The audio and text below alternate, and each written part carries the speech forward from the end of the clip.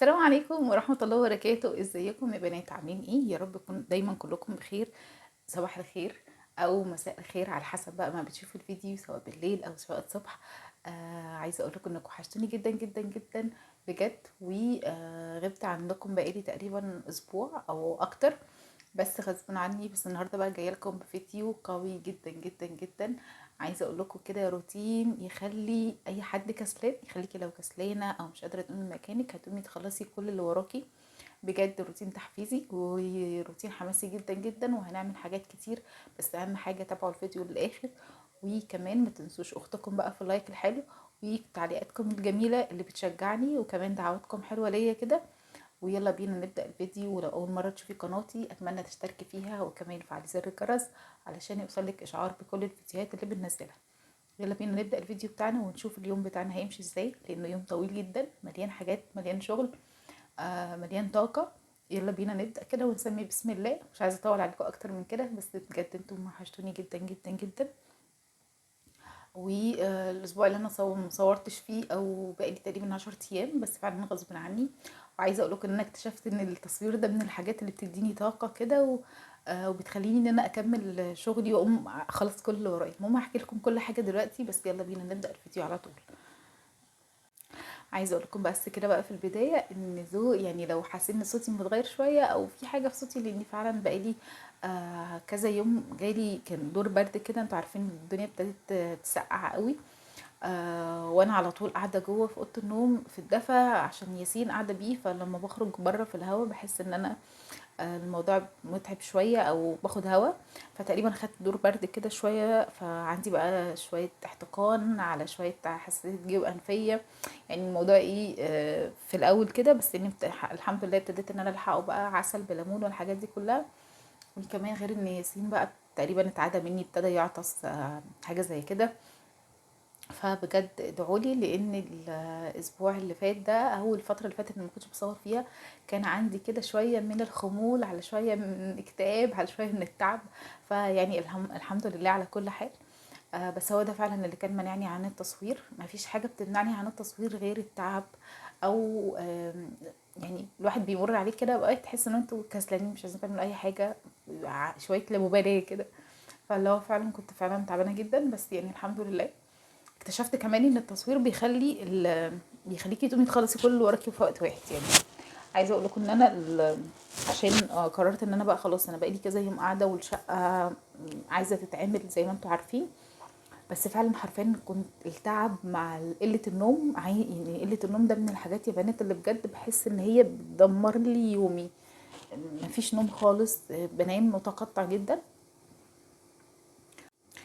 يعني النوم متقطع زي ما قلت لكم. وبجد النوم من الحاجات اللي بتظبط لك اليوم كله، بتظبط لك المود، وبتظبط لك حتى صحيا. يعني بتبقي قادره ان انت تكملي، قادره ان انت تشوفي اللي وراكي. ففي الفتره دي من ساعه ما ولدت بالذات وقله النوم عندي، طبعا ده بسبب الوضع الجديد. فالموضوع صعب قوي معايا. حتى يعني حتى ادم دلوقتي احنا خلاص قعدنا خدنا اجازه لان هو لسه اولى وما عندوش امتحانات. فهو قاعد من المدرسه ما بقاش بينزل المدرسه الصبح بدري، وانزل له واحضر اللانش بوكس. بس عايزه اقول لكم برضو ان قله النوم وما بتناميش نوم منتظم كمان. يعني بخطف كده اللي هو نص ساعه في ساعه ربع ساعه. مفيش نوم منتظم، فده عامل لي حاله من شبه اكتئاب كده شويه، او زهق، ملل، لا مبالاه، كسل، كل حاجه مع السقعه والبرد. وكمان الشقه كل ما ببص على الشقه واحس ان هي محتاجه مجهود كبير ومحتاجه جهد، بحس ان خلاص لا انا هاخد بعدي واخش الاوضه انزل تحت البطانيه. كل ما كان الشغل اللي وراكي كبير قوي ساعات بيقلب معانا بالعكس كده، ويدينا بقى بدل ما يدينا طاقه يدينا شويه من الكسل. اللي هو ايه ده، أنا الحاجات دي كلها قدامي، هو انا هعمل ده كله؟ لا انا هخش تحت البطانيه تاني ومش هعمل اي حاجه. بس خلاص بقى، خلاص الدنيا عماله تسقع وعماله الجو يتلج اكتر واكتر، وكل مدى الدنيا عماله تسقع. فكان لازم خلاص اللي هو لا لازم اقوم بقى. وكمان التصوير، عايزه اقول لكم ان التصوير من الحاجات نمره واحد اللي خلتني. طبعا الشقه عشان تخلص وعشان افرش بقى وكده، لان خلاص الدنيا بردت والواحد عايز كده بقى ايه يقضي بقيه الشتاء كده في دفا. بس برضه ان التصوير من الحاجات اللي خلتني، ادتني دافع وادتني حافز ان انا لا عايزه اقوم اخلص. وخصوصا كمان ان هي ادتني دافع ان انا اخلص الحاجه على بعضها. يعني عايزه اقول لكم انا بدات باوضه النوم. غرفة النوم كانت معدومة تراب يا بنات بجد. يعني انتوا شايفين التراب اللي خرج من فوق، معدومة تراب، خصوصا فوق الدولاب وتحت السرير. كنت قلت لكم في الفيديوهات اللي فاتت ان انا طول فترة الحمل بتاعتي ما كنتش بعمل اي حاجة حرفيا غير ان انا بعمل حاجة على الحرف، فاهماني؟ فعلى على الوش، يعني على الحرف ايه، على الوش. يعني اكنس، المع الارضيه، اغير ملايه السرير، اغسل المواعين، فاهمين؟ مع التنظيفات بقى، واشيل من تحت السرير وفوق الدولاب والحاجات اللي احنا بنعملها الحلوه دي يا بنات ما كنتش بعملها حرفيا. ف بسبب ان انا كنت على طول نايمه، وبسبب على طول ان انا كنت ممنوعه من الحركه والكلام ده كله. فالمهم بقى، فكان عندي فوق الدولاب تراب تراب تراب تراب، تحت السرير وهكذا. يعني كانت الدنيا، ربنا ما يوريكم يا بنات بجد. يعني عايزه اقول لكم كانت خرابه خرابه خرابه. المهم بس الحمد لله نبدا بقى يعني ايه، نرجع لحياتنا الطبيعيه وتنظيفاتنا الطبيعيه والروتينات العميقه والحاجات تتعمل اول باول. وما نسيبش حاجه تتراكم والكلام ده كله. عملت تحت الدولاب كده، فوق الدولاب كده، انا بس وريتكم نبذه كده صغيره وانا كملت مع نفسي علشان الفيديو ما يطولش. عايزه اقول لكم ان الفيديو بعد ما انا صورته تقريبا كان حوالي داخل في ال3 ساعات. انتوا متخيلين 3 ساعات وانا مخليها لكم 19 دقيقه؟ على قد ما اقدر قعدت اضغط في الفيديو وان انا اجيب الحاجات المهمه اللي انا كنت بعملها. والباقي بختصر مع نفسي. فوق الدولاب نضفته كويس جدا ولمعته وكل حاجه، برضو اختصرت لكم مع نفسي. و عايزه اقول لكم بقى الغساله، بجد انا بشوف لها حل. الغساله هنا يا بنات ملهاش عندي مكان في الشقه خالص غير اوضه النوم. يعني حاولت ان انا احطها في البلكونه، جوزي قال لي لا، الفيران كده ممكن تبوظها لك، تاكل لك حاجه في الموتور، تبوظ لك البودي بتاعها، فملهاش مكان عندي. الحمام برضو ما فيهوش مكان يتحط فيه غساله، المطبخ وهكذا.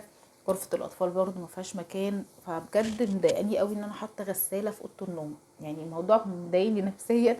كل ما يعني اكتر حاجه مكرهاني في الشقه نفسها هي اوضه النوم بسبب الغساله. ان انا حاطه غساله في اوضه النوم، يعني اللي هو لا، انا عايزه تبقى التسريحه، الكومودينو، السرير، الدولاب. بس فكره ان الغساله دي في اوضه النوم بتضايقني قوي، ملهاش حل تاني خالص يعني. يلا الحمد لله، الحمد لله على الوضع الحالي، يعني لحد ما ربنا يكرم كده ونشوف هنستمر هنا ولا هنعمل ايه ولا الكلام ده. المهم بقى يا بنات، فالمهم بقى كنت بقول لكم بصوا، كنت بقول لكم بقى يا بنات فالتصوير من الحاجات اللي خلتني صممت ان انا اخلص الاوضه كلها مره واحده. يعني نفضتها تماما، لمعتها بس تلميع كده من على الوش. بديت اشيل بقى الكومودينو. عايزه اقول لكم ان انا الخشب بتاعي بتاع اوضه النوم تقيل قوي قوي. يعني انا متجوزه تقريبا بقى لي داخله في ال 9 سنين. وكنت جايبه الخشب النجاره بتاعتي او الخشب بتاعي كنت جايباه من دمياط. طبعا عايزه اقول لكم ان الموديلات دي ما بقتش موجوده دلوقتي او قليله. يعني واحده قديمه، انا على قديم ومن 9 سنين متجوزه. فالكوميسيون عندي تقيل قوي، فعشان انا بحركه اصلا بحركه اللي هو كل ما باجي انضف تنظيفات عميقه، مش كل ما اجي اكنس الغرفه او الكلام ده، لا. فكنت بحركه بالعافيه بصراحه. فالمهم بقى كنت بشيلهم واكنس من تحتهم، حتى الشبابيك برضو عملنا السلك بتاعها. كل حاجه حرفيا في الاوضه اتنضفت، يعني اتنضفت بالذات من التراب. لان انا يعني أنا قلت لكم قبل كده كذا مره ان التراب عندي هو ازمتي في الشقه، بسبب الدور الواطي، بسبب ان انا ساكنه في الدور واطي، يعني مش عالي قوي. كل ما بتعلي قوي في الادوار كل ما بيبقى نسبه التراب قليله بجد. يعني انا واحده من الناس اللي سكنت في الدور التاسع وسكنت في الدور الثالث، فانا مجربه ده ومجربه ده. لما كنت ساكنه في اول جوازي في الشقه اللي اتجوزت فيها كان في الدور التاسع. عايزه اقول لكم ان التراب كان قليل جدا. يعني كان بيخش تراب وكل حاجه طبعا من عوامل الجو والكلام ده، بس كان قليل قوي، ما كانش زي دلوقتي. ومجربه ان أنا اسكن في الدور الثالث، فالتراب بجد صعب، صعب جدا، بيوصل لحد غرفة النوم، رغم ان غرفة النوم دي بعيدة تماما عن البلكونة وبعيدة عن الشارع، او يعني بعيدة، هي جوه خالص. بس برضو التراب حرفيا انا بخلص تلميع وتنفيض وكل حاجة، اصحى الصبح الاقي تراب كأني ما عملتش اي حاجة. فالموضوع مرهق قوي قوي يعني، بس يعني الحمد لله. المهم هنا جيت بقى ابتديت ان انا اسعف في الحيطة. ازعف بس الحيطة، هي الحيطة ابتدى برضه نضفتها وعملتها، نضفتها بالقماشه. عايزه اقول لكم ان انا طريقه التنظيف بتاعتي قديمه شويه، يعني بنفض بقماشه، بعمل الحاجات اللي هي بنعملها زمان، فاهميني؟ ما بحسش ان انا نفضت وان انا ارتحت كده نفسيا وان انا الحاجه فعلا داخله دماغي والتنظيف عاجبني، غير لما بعمل الحاجات دي. انفض بقماشه، انفض يعني فاهماني، مش بقعد مش تلميع وخلاص، لا لازم انفض الحاجه مره واثنين وثلاثه عشان احس كده ان هي خلاص فعلا نتفت. فالمهم بقى هنا كنت انا خلصت الدولاب زي ما قلت لكم، وخلصت الناحيه بتاعه التسريحه، وجيت بقى للمرتبه بتاعتي. عايزه اقول لكم يا بنات ان انا عندي السرير بتاعي مقاسه لحد دلوقتي مش لاقي له كفر مرتبه.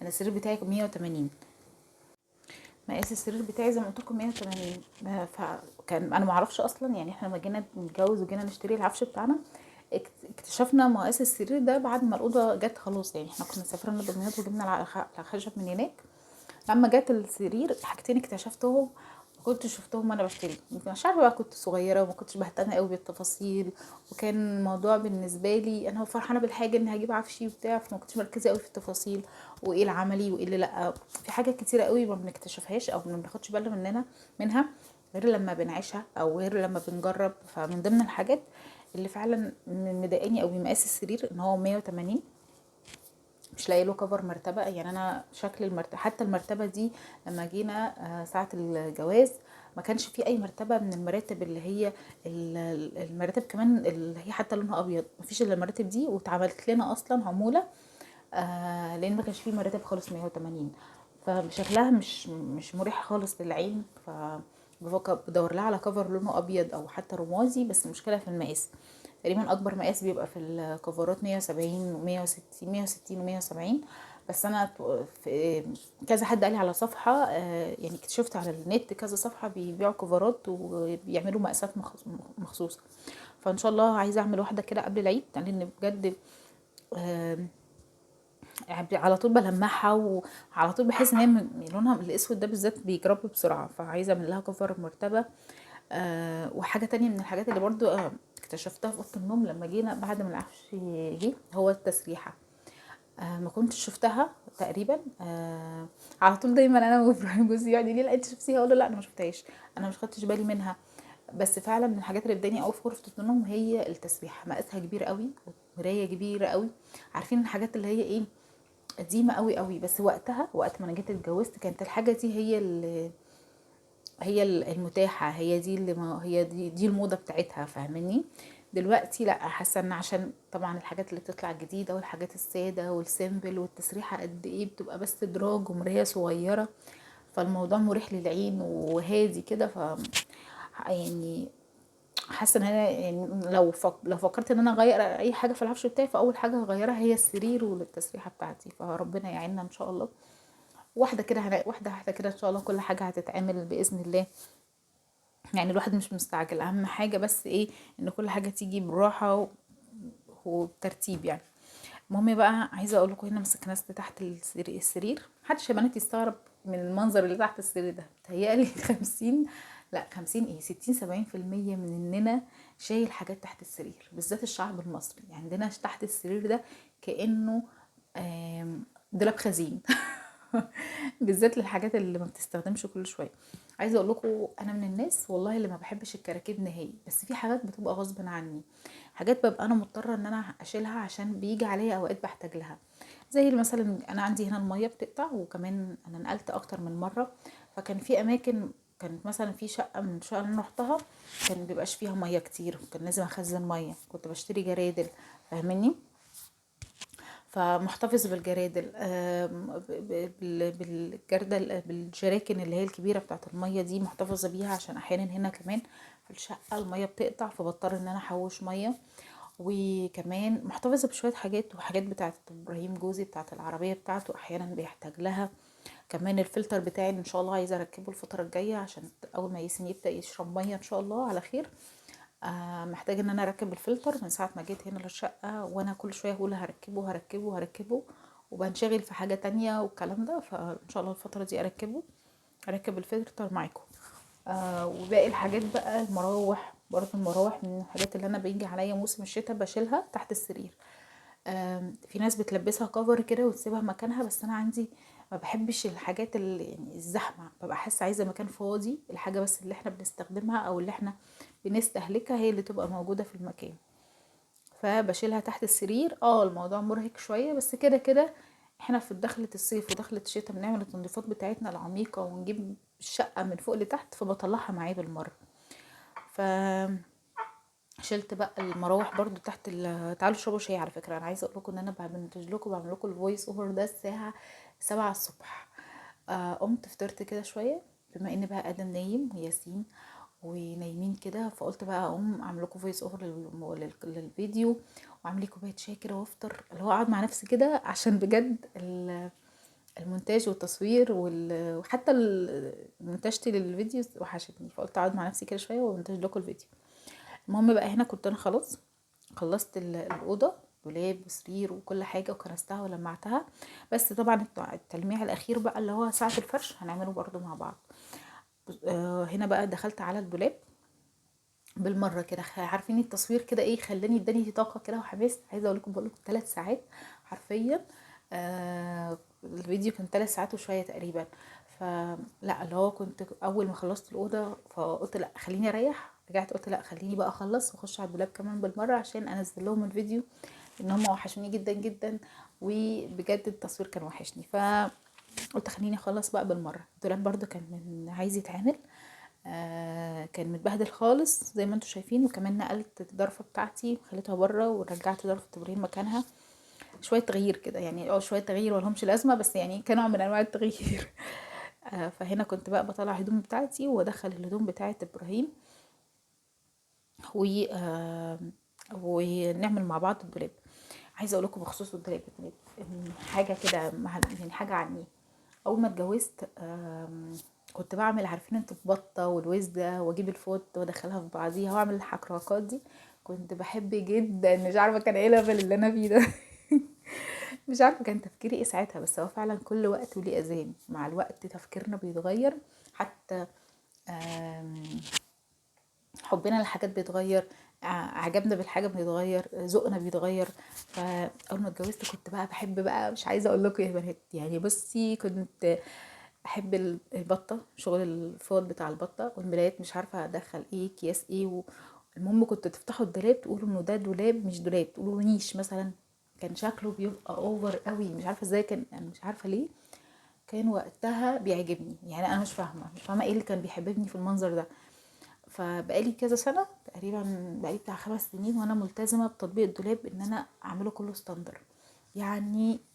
بصوا اللي هو نظام التركي ده، اللي هو الحاجه متطبقه بس كده، منظمه، مش اكتر من كده. لا بقى اشكال بطه ولا وزه، ولا اعمل فيونكات، ولا ادخل فوط في قلب بعضيها واعمل اشكال وحبشتكنات. لا لا لا، مفيش الكلام ده خالص، ما بقاش بيعجبني تماما. على قد ما سبحان الله اول جوازي كنت مبهوره انبهار رهيب، كاني بصي لوحه فنيه. كنت بعمل الدولاب ده لوحه فنيه، كنت ممكن اقعد اليوم كله حرفيا انا بعمل في الدولاب عشان اطلع اشكال واخترع واخش على النت واشوف ايه الاشكال اللي موجوده. كنت بصراحه عندي فراغ فراغ فراغ رهيب يا بنات. المهم ايه، دلوقتي لا بقى بالنسبه لي الشكل احلى حاجه في الدولاب، ان انت تنظميه والحاجه تبقى مريحه للعين وشايفه كل حاجه حرفيا ايدك طايلاها ومنظم، ومفيش بقى ولا اشكال ولا حبشتكنات بقى ولا اختراعات ولا الكلام ده كله.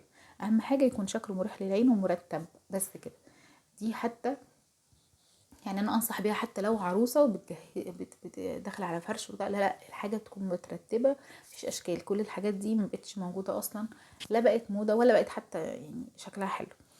فهنا بقى كنت بعمل بس معاكم انا الهدوم بتاعتي عملتها مع نفسي. انا برضه عملت الفوط. الفكرة بتاعت الدولاب اللي متقسم مكعبات ده او متقسم مربعات بجد بتهدر من مساحة الدولاب خالص. فانا مضايقاني حتة الدولاب ان هو متقسم كده مكعبات او مربعات، مش حلو. لما بيكون الرف حتة واحدة مفيش فاصل في النص بيبقى عامل جدا وتقدري ترصي بيه براحتك. المهم بقى هنا برضو عملت الملايات. انا بعمل جزء للسادة وجزء للملايات المشجرة. المهم النهاردة بقى كان الفيديو بتاعي خلص وخلصت الدولاب، والفيديو بتاعي بعد يوم طويل. يا رب يكون عجبكم، وبجد وحشتوني جدا، واتمنى يكون الفيديو عجبكم واداكم شوية طاقة، واشوفكم على خير. ما تنسونيش يا بنات في اللايكات الحلوة، وكمان ما تنسونيش في دعواتكم، واشوفكم على خير. السلام عليكم.